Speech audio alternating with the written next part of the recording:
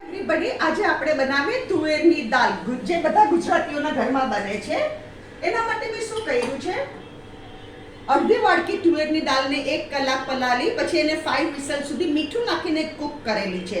અને જોઈતું પ્રમાણે એને 1 ટીસ્પૂન ચણાનો લોટ નાખીને ઝેરી કાઢીને આટલું પોણી તપેલી 1.5 લીટરની તપેલી છે, જે મેં પોણી ભરી કાઢી. અડધી વાડકી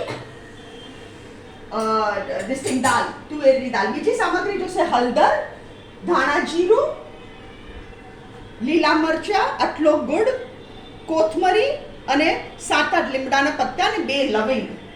બીજી સામગ્રી જોશે 3 શું કહેવાય એને, કોકમ, 3 કોકમ.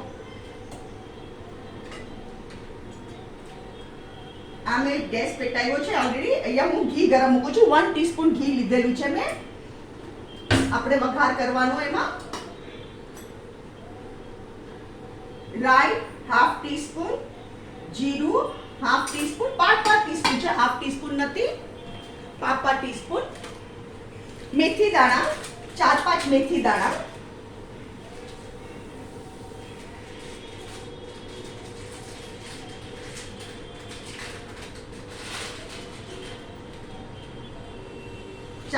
મેથી દાણા.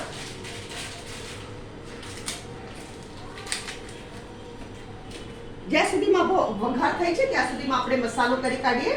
ધાણા જીરું આમાં સરખું નાખવાનું, 1 ટેબલસ્પૂન ભરીને નાખવાનું. હલ્દી પાવડર ½ ટીસ્પૂન. આમાં લાલ મરચું બિલકુલ નહીં આવે.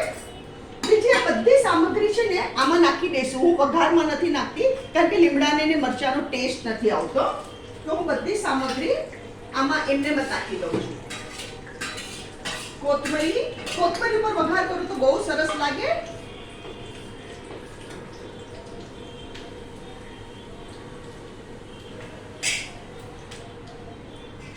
અને કોકમ આપણે નાખી દેવાની.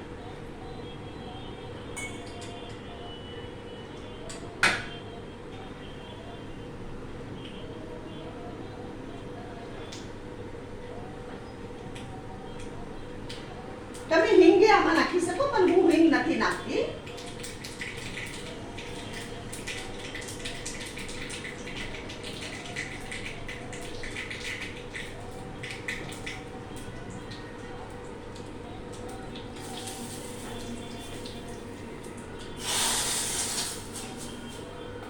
આ એકદમ સરસ લોટ જેવી દાળ લાગે.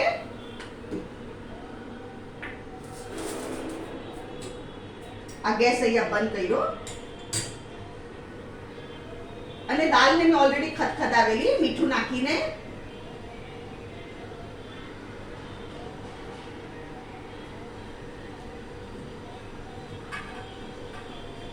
અહીંયા ગેસ ધીરો કરું છું.